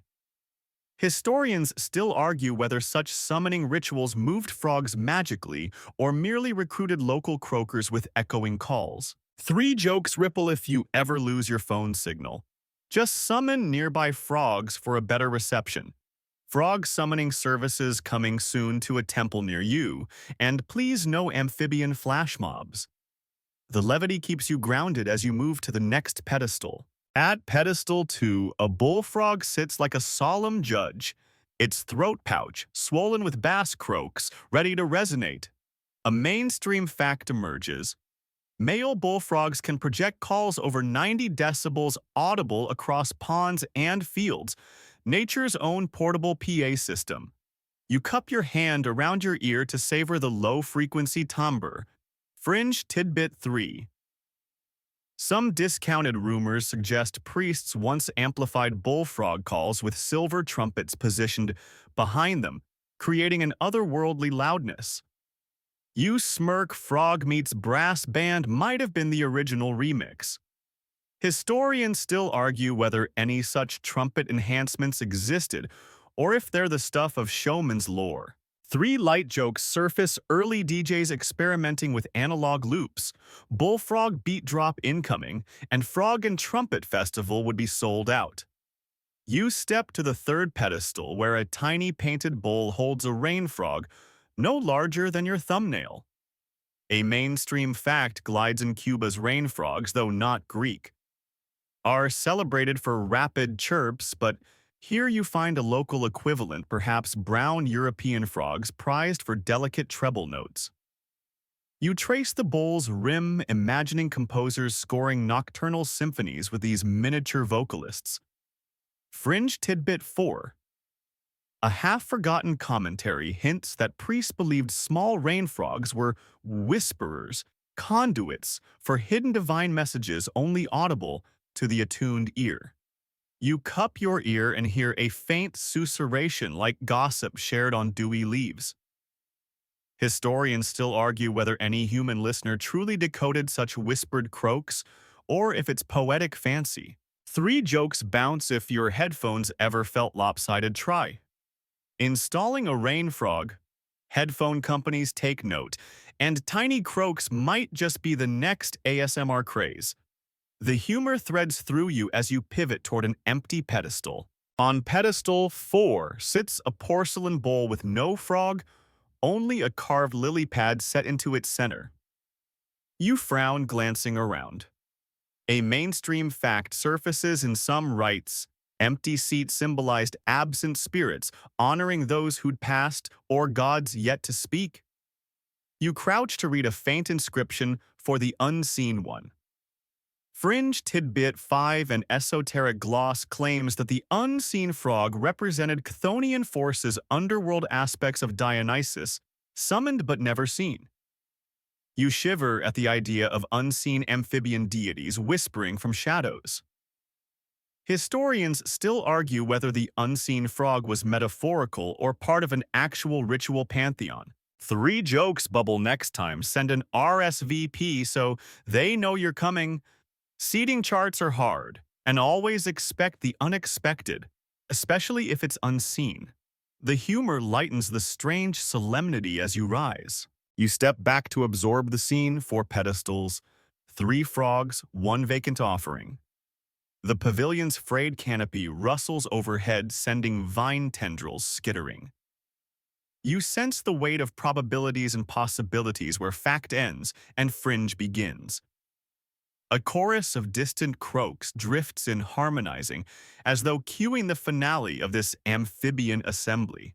You raise your head toward the moonlit aperture above. The sky is clear, the stars bright, silent witnesses to an age-old debate. You recall the phrase that anchors this section. Historians still argue whether these frogs were local or summoned magically. The sentence loops in your mind as you step forward through an arch of braided vines toward the next mystery. 3 final jokes surface if you ever doubt frog provenance.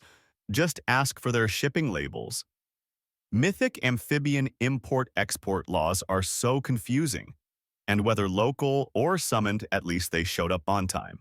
With that, you leave the pavilion, the empty pedestal echoing its silent question behind you.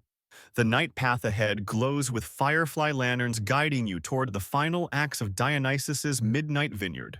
You enter a clearing where moonlight fractures through broken vine pergolas, casting shifting patterns on the grass as if the world itself breathes in rhythm. You probably won't survive this unless you're ready to stand at the epicenter of the final frog invocation. Ahead, a ring of elder oaks encircles a shallow stone basin carved with grape clusters and frog motifs. Inside, water gleams silver, awaiting the last chorus. You step forward, noting how the frogs have congregated along the basin's edge, their throats pulsing with anticipation. A mainstream fact surfaces: Water plays a sacred role in many Greek ceremonies. Purification libations and oaths often involved consecrated springs or pools. Here, the basin holds the distilled essence of moonlit rituals, a conduit between earth and sky. You kneel to touch the water's surface. Ripples spread outward, carrying moonbeams across smooth stone. Fringe tidbit, an obscure myth suggests that once every decade, on the longest night, frogs would leap into the basin en masse, their collective splash, summoning Dionysus himself to oversee the final invocation. You glance at the surrounding oak's ancient sentinels that may have witnessed such splashes long ago. Historians still argue whether any textual source describes this mass amphibian pilgrimage, or if it's a poetic flourish by later storytellers. 3 light jokes hop into your head. Imagine booking a frog flash mob with discounted group rates. Next Halloween, forget ghost tours, try frog dives.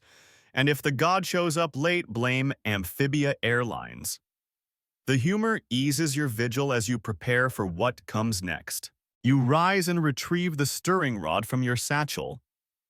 Holding it aloft, you dip it into the basin, stirring the silver water in 3 deliberate circles, right, left, then center. With each stir, faint croaks resonate and phosphorescent algae buried in the basin's stone glow softly.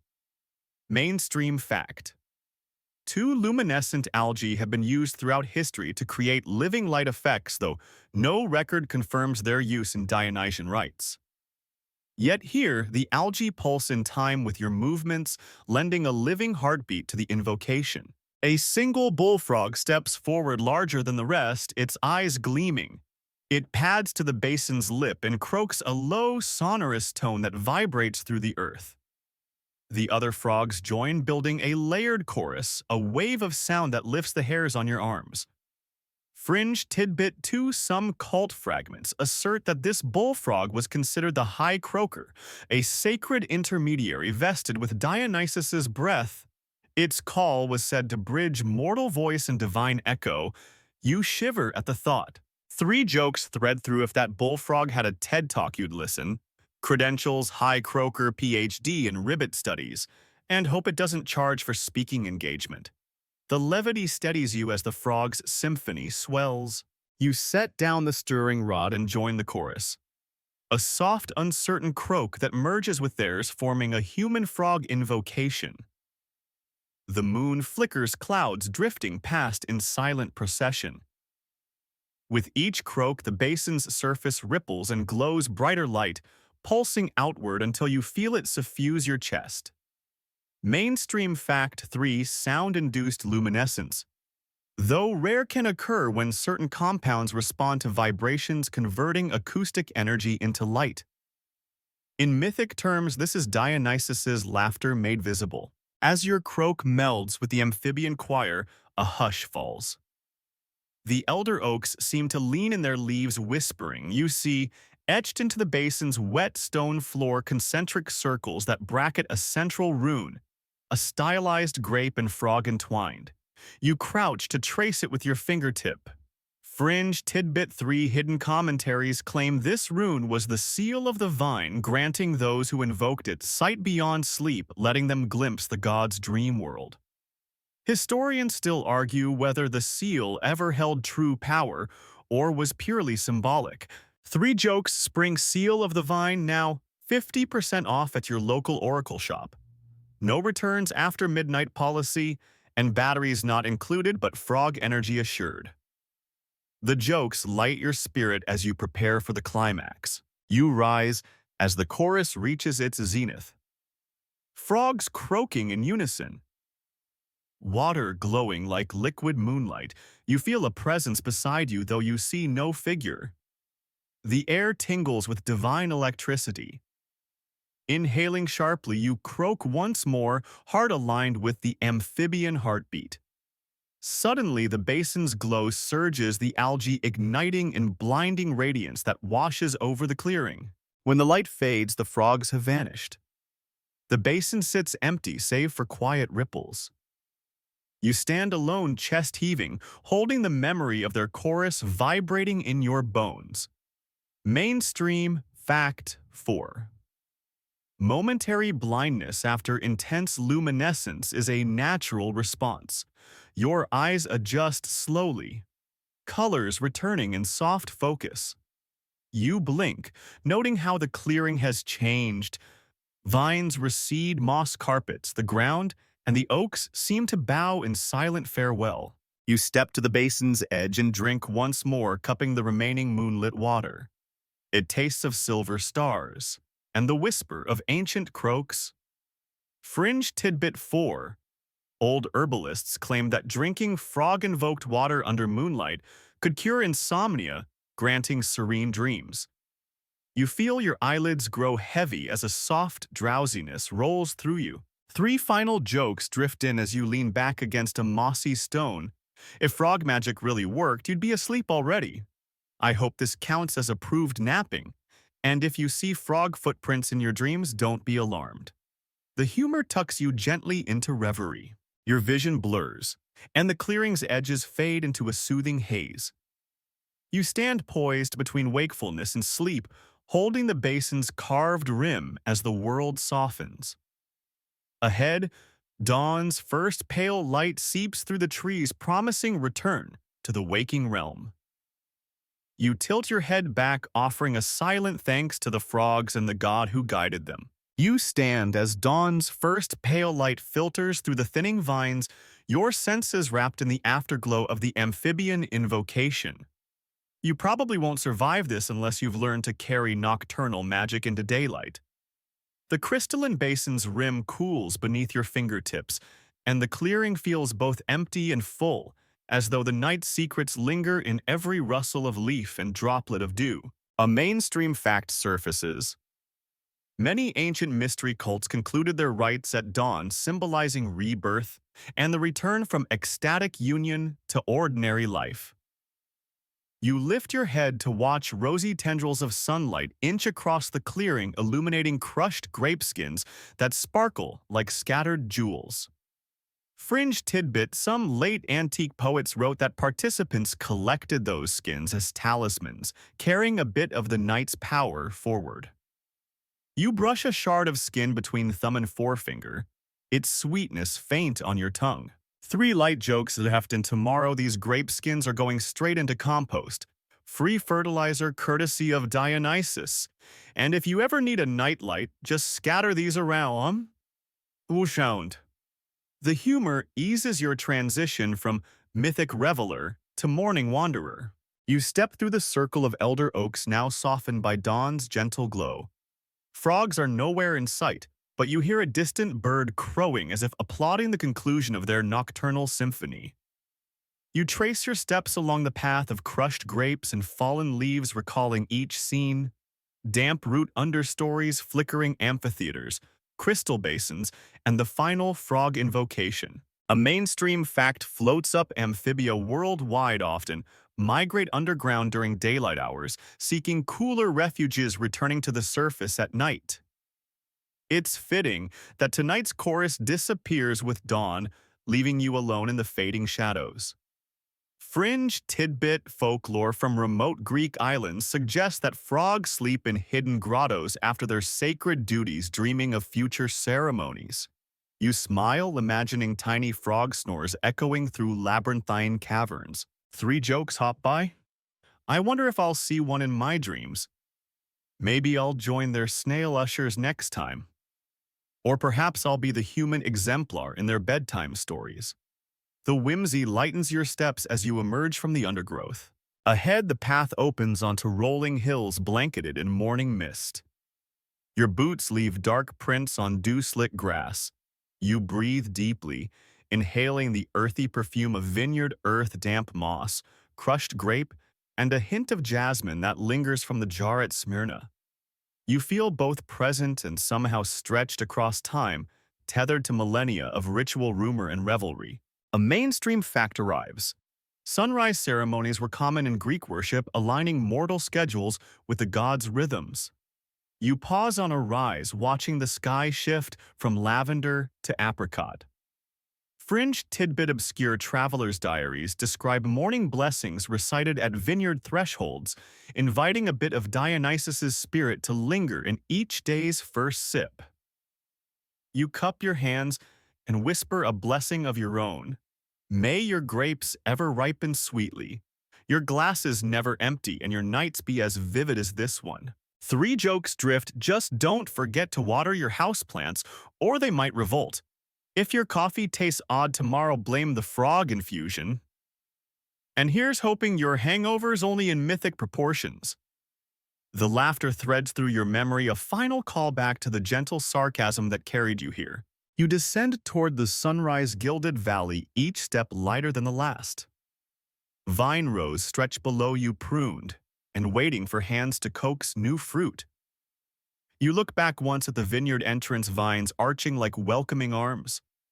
No sign remains of frogs or nymphs, satyrs or priests. Only the living vines humming softly in morning breeze. You tuck the stirring rod into your pack alongside the crystal droplet still warm against your palm.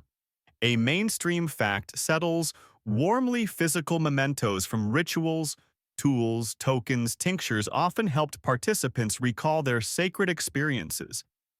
You stroke the rod's runes, feeling the subtle imprint of runic prayers. Fringe tidbit: some temple initiates carried frog-shaped pendants afterward, believing they granted empathetic insight into nature's creatures. You shake your head with a grin. Modern pendants meet ancient fads. Three jokes flicker: next time I'll bring a souvenir t-shirt. Etsy would kill for "I survived Dionysus's frog ritual" merch. And don't forget to tag Frog Vineyard Chronicles. The humor weaves through your farewell to the vineyards. At the vineyard's edge, you pause to collect grapes fallen overnight, small treasures tinted in dawn's glow. You pop one into your mouth. Its sweetness is pure sunlight and moonlit dew combined. You tuck the crystal droplet into your pocket as a keepsake, a promise that the night's magic remains with you. A final mainstream fact echoes: memory anchors smells, tastes, objects. Help us carry experiences forward, weaving them into our daily lives. You grin, certain this adventure will taste of grapes and glow long after morning coffee. As you step onto the sunlit path toward home, you feel rooted in myth, yet soaring above reality, a traveler between worlds. Now, as you walk into waking hours, slow your pace. Let each breath lengthen and soften. Inhale and feel the cool morning air fill your lungs. Exhale and release the last vestiges of nocturnal wonder. The vines beside you sway gently, their leaves whispering farewells in a hushed susurrus. Your footsteps fall lightly on dew-damp grass, each imprint vanishing swiftly, as if acknowledging that nothing lingers forever but memory. The sweetness of grapes on your tongue fades into a soothing blankness, and the taste of moonlit dew becomes a comforting echo. Imagine each footstep pressing into soft earth that absorbs your weight, welcoming you back to the world of ordinary rhythm. Birdsong replacing croaks, sunlight replacing moonbeams. Feel the warmth of the rising sun seep through your skin, dissolving residual tension, melting the edges of wakefulness into calm serenity. Your mind drifts like supple vines in a morning breeze, thoughts unhurried and light. Recall the frog's chorus as a gentle mantra, its rhythm weaving into your heartbeat, deep, hollow, soft, steady. Let that cadence guide you toward rest, as though your body remembers the lullaby even while standing. Allow your shoulders to drop, release the last tight knot of anticipation, and settle into this tranquil midpoint between dream and reality. Soon you will reach your doorstep, step inside, and transition fully into your day. But for this moment, linger in the space between worlds where myth and waking meld. Here in this quiet interlude, you carry the vineyard's hush within you, a precious calm, bright enough to bridge dusk and dawn. Close your eyes if you wish. Feel the gentle hum of morning wrap around you and drift forward on the wings of gentle memory.